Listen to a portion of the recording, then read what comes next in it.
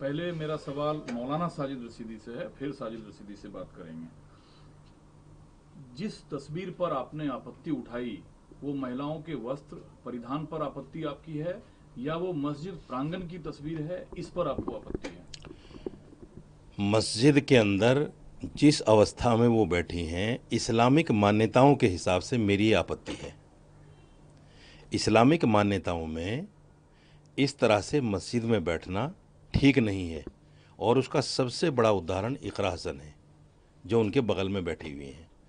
उनको उससे सीख ले लेनी चाहिए थी कि ये मुसलमान हैं, जिस तरह से ये बैठी है मैं भी कम से कम इस हालत में बैठ जाऊं, इस तरह से बैठ जाऊं। आप अकेले मौलाना हैं, वहां भी तो एक मौलाना है जो अब सांसद भी हैं।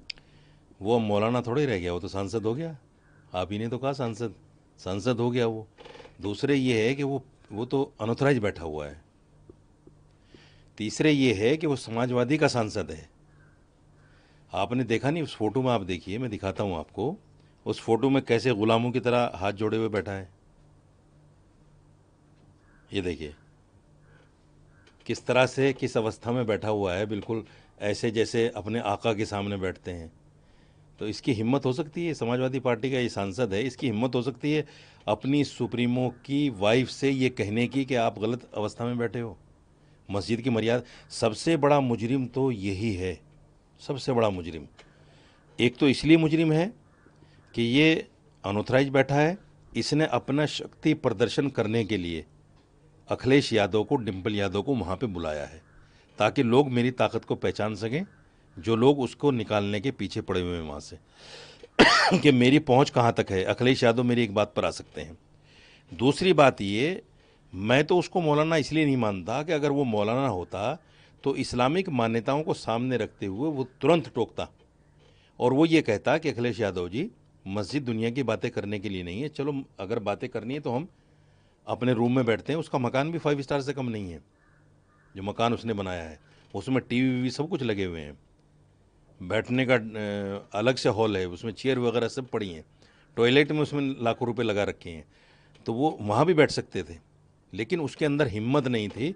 जब अखिलेश यादव बैठ गए तो उसको वहीं चाय लानी पड़ी, वहीं उनको नाश्ता कराना पड़ा और वहीं बैठकर बात करनी पड़ी, जो इस्लाम के बिल्कुल खिलाफ है। बट ये एक डेमोक्रेटिक कंट्री है, इस देश का अपना एक फ्रीडम है, महिलाओं को चॉइस है कपड़ा क्या पहनना है नहीं पहनना है।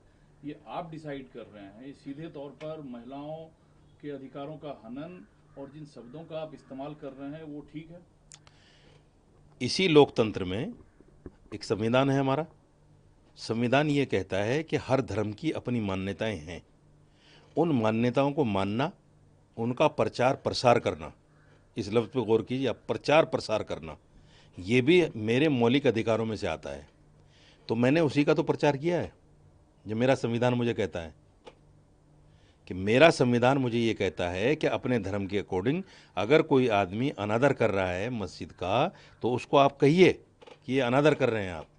मैंने यही तो कहा है कि आप अनादर कर रहे हैं। काफी शब्दों को तो दिखाया चलाया जा रहा है, ये नंगा शब्द इस्तेमाल करना कितना जायज है? देखिए, नंगा शब्द कोई इतना आपत्तिजनक नहीं है, क्योंकि समाज में भी ये लफ्ज़ बोल दिया जाता है। अब जो लड़कियां शॉर्ट पहन के चलती हैं, हर कोई उनको देख के बोल देता है नंगी जा रही हैं, हालांकि वो बिल्कुल नंगी नहीं होती, लेकिन बोल दिया जाता है कि नंगी जा रही हैं। तो इसका मतलब वो नंगी थोड़ी होती हैं। अगर मैंने नंगा शब्द बोल दिया, मेरा मकसद ये है कि धर्म के हिसाब से जहाँ वो बैठी हुई थी वहाँ सर पे पल्लू होना चाहिए था, उनका पूरा कवर होना चाहिए था जिसमें। इससे भी बड़ा सवाल मैं आपको बता रहा हूँ कि जिस आदमी ने वो फोटो खींचा है वो समाजवादी पार्टी का ही तो नेता होगा कोई। उसी ने तो सोशल मीडिया पे डाला है जानबूझ के कि इस पर बात होगी। किसको भड़काने के लिए, किसको अपमानित करने के लिए? मुसलमानों को जलील करने के लिए, मुसलमानों को अपमानित करने के लिए, और मुसलमानों को ये दिखाने के लिए, बेवकूफ़ो जाहिलो, तुम्हारा वोट लेकर हम जो है पार्लियामेंट पहुंचते हैं, हम एमपी बनते हैं, हमारे 35-36 एमपी आते हैं, हम नहीं समझते तुम्हें कुछ भी। देखो तुम्हारा एमपी भी हाथ जोड़े बैठा है और हम तुम्हारी मस्जिद में बैठकर सियासी मीटिंग कर रहे हैं, जो करना हो कर लो। ये जानबूझकर तो मुसलमानों को जलील करने के लिए ऐसा किया गया है। पूरा समाज गुस्से में है। कुछ लोग कह देते हैं, कुछ लोग कह नहीं सकते, घूट पी जाते हैं। अब देखिए, मैंने बोला तो मेरे खिलाफ एफआईआर हो गई। जो हिंदू धर्मगुरु खड़े होकर मुसलमानों को विधर्मी, मलेच, इनसे कारोबार ना करो, इनको दुकान किराए पर न दो, इनको मकान किराए पर न दो, जो इस तरह के वर्ड, इस तरह के शब्द बोलते हैं, उन पर एफआईआर नहीं होती, क्योंकि वो उनके मतलब के वर्ड हैं। तो किसने करा दिया एफआईआर? सपा के नेता ने कराया है। अब उनसे आप पूछिए कि परसों से जो लोग मुझे माँ बहन की गालियां दे रहे हैं, मेरी बच्ची तक का बलात्कार करने की बात कर रहे हैं, मुझे जान से मारने की लोकेशन मुझसे मांग रहे हैं कि लोकेशन दे दो, तुझे वहीं आके मारेंगे, तो क्या ये मर्यादित है? कि अखिलेश यादव थोड़ी करवा रहा है। अखिलेश यादव करवा रहे हैं। अगर समाजवादी पार्टी का कोई कार्यकर्ता फोन कर रहा है तो वो अखिलेश यादव ही कर रहा है। क्या फोन कॉल्स आ रहे हैं? यही आ रहे हैं, माँ बहन की गालियाँ, बच्ची के साथ गलत काम करने की धमकी, मुझसे लोकेशन मांग रहे हैं कि तुम्हें मार देंगे जान से। तो पूरे देश के मौलानाओं की ठेकेदारी सिर्फ आपके पास है? नहीं, इस्लाम की ठेकेदारी मेरे पास है। पूरे देश के मौलानाओं को तो नहीं मैं जानता कि उनके अंदर मर्यादा बची है कि नहीं बची है।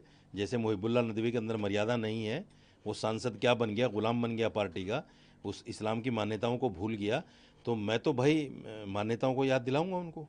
नहीं, ये बात ठीक है कि मस्जिद जो है मुसलमानों के लिए सांस है, जीवन है, इस्लामिक उच्च परंपरा का हिस्सा है। यस। लेकिन इतना भी कुछ आपत्तिजनक नहीं हुआ था जितने आप भड़के हुए हैं। अब एनडीए के सांसद प्रोटेस्ट किए पार्लियामेंट परिसर के अंदर, तो आपने भारतीय महिला का अपमान किया। इतना भी मेरा आपत्तिजनक नहीं था कि लोग भड़के हुए हैं पूरे देश में और एफआईआर तक हो रही हैं, इतना भी आपत्तिजनक नहीं है। मुझसे ज़्यादा तो आपत्तिजनक वो था जब हाईवे पर एक नेता ने औरत के साथ दुष्कर्म किया। कितनी महिलाओं ने प्रोटेस्ट किया पार्लियामेंट में?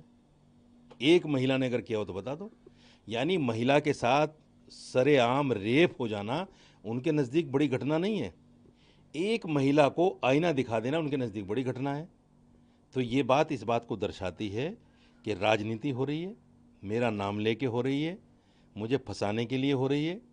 मैं चूँकि मुसलमान हूँ, मुसलमानों को नीचा दिखाने के लिए हो रही है और ये बताने के लिए हो रही है कि मुसलमानों की कोई हैसियत इस देश में नहीं है। तो मुसलमान आप हैं तो बात भी तो आप मस्जिद की कर रहे हैं, कोई मंदिर की तो कर नहीं रहे हैं। यकीनन करूँगा, चूँकि मैं इस्लामिक धर्मगुरु हूँ, इस्लामिक स्कॉलर हूँ, तो मैं बात मस्जिद की तो करूँगा। फिर मुसलमान क्यों डराएगा आपको?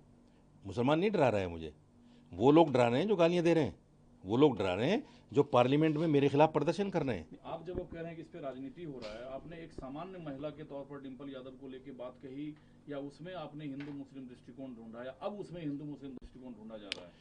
मैंने हिंदू मुस्लिम कहा ही नहीं, मैंने ये कहा कि अगर एक मुस्लिम महिला भी आई वहाँ, उसने अपने आप को जो इस्लामिक मान्यताएं थी हैं उनके हिसाब से रखा। आप देख लीजिए फ़ोटो, मैं आपको दिखा देता हूँ, देखिए आप। देखा हुआ है। तो वो फ़ोटो इस बात को दर्शाता है कि इस्लामिक मान्यताएं यही हैं। तो अब ढूंढा जा रहा है इसमें एंगल। देखिए, ये इस फोटो को आप देखिए, ये इकरा हसन है, थोड़ा जूम कीजिए आप भाई, जूम कीजिए इसको। ये इकरा हसन है जिसका कान नाक कुछ भी नहीं दिख रहा है, और ये इधर डिंपल यादव हैं। सवाल ये है कि ये फ़ोटो जिसने खींच के भेजा है, आपत्तिजनक फ़ोटो, उस पर एफआईआर करेंगे क्या अखिलेश यादव? कान नाक तो पुरुष के भी दिख रहे हैं, नहीं, महिला का क्यों नहीं दिखे? मैं ये नहीं कह रहा हूँ कि कान नाक ढकना चाहिए, मैं ये कह रहा हूँ कि वो पर्दे के साथ बैठी हैं पूरे, जो इस्लामिक मान्यता है, और ये हमारे यहाँ बेपर्दगी कहलाती है, जो इस्लामिक मान्यताओं के खिलाफ है। जिस आदमी ने ये फ़ोटो खींचकर सोशल मीडिया पे डाला है, क्या अखिलेश यादव, ये समाजवादी पार्टी के नेता, उस पर केस करेंगे कि भाई तूने सोशल मीडिया पे कैसे डाल दिया इस हालत का फ़ोटो? तो अंदर क्या तस्वीर लेना अलाउ नहीं होता है? तस्वीर लेना वैसे भी अलाउ नहीं है मस्जिद में। अच्छा, ये तो बड़ा भारी जुर्म है। तो अब आप क्या करेंगे? आपके पास क्या विकल्प है? धमकियां जो मेरे पास विकल्प ये है, मैं भी पुलिस के पास जाऊंगा, मैं भी वो फ़ोन नंबर्स दूंगा पुलिस को जिन फ़ोन नंबरों से मुझे धमकियां मिल रही हैं। किसके खिलाफ एफआईआर करेंगे आप? अखिलेश यादव के खिलाफ करूंगा, डिंपल यादव के खिलाफ करूंगा, चूंकि कार्यकर्ता तो उन्हीं के हैं ना। तो अब इसमें क्या ढूंढा जा रहा है? धार्मिक एंगल आपको लगता है? नहीं, धार्मिक एंगल नहीं, मैं चूंकि मुसलमान हूँ, मेरे खिलाफ प्रोटेस्ट हो रहा है। एक हिंदू अगर सड़क पर सरेआम महिला का रेप कर दे तो उस पर पार्लियामेंट में प्रोटेस्ट नहीं होता। ये कौन सा तर्क ये है? बड़ा सवाल है, ये कौन सा तर्क है? बहुत बड़ा सवाल है ये। आप बताइए मुझे, एक हिंदू आदमी अगर महिला का रेप कर दे रोड पर, तो उस पर कोई भी महिला, क्या किसी महिला की मर्यादा को ठेस नहीं पहुंची उस वक्त? कोई प्रोटेस्ट हुआ? नहीं हुआ।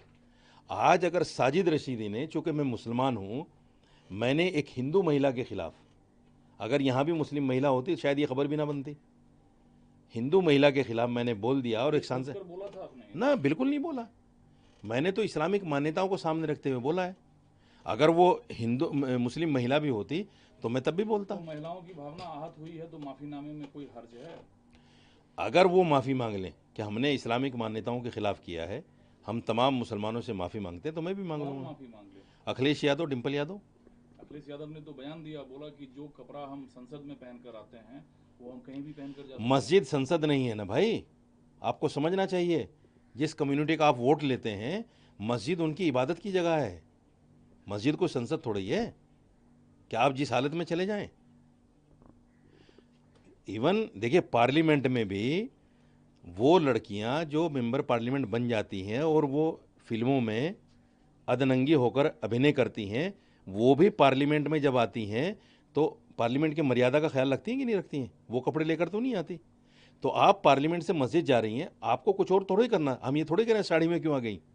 आपको सिर्फ सर पे पल्लू रखना था और अपने आप को ढक लेना था मस्जिद की मर्यादाओं के हिसाब से। तो आपने कोई समर्थन जुटाई इसको लेकर मौलानाओं के बीच, या अकेले आपने ये? इस्लामिक मान्यताओं को रखने के लिए, उन पर बोलने के लिए मुझे समर्थन की ज़रूरत भी नहीं है।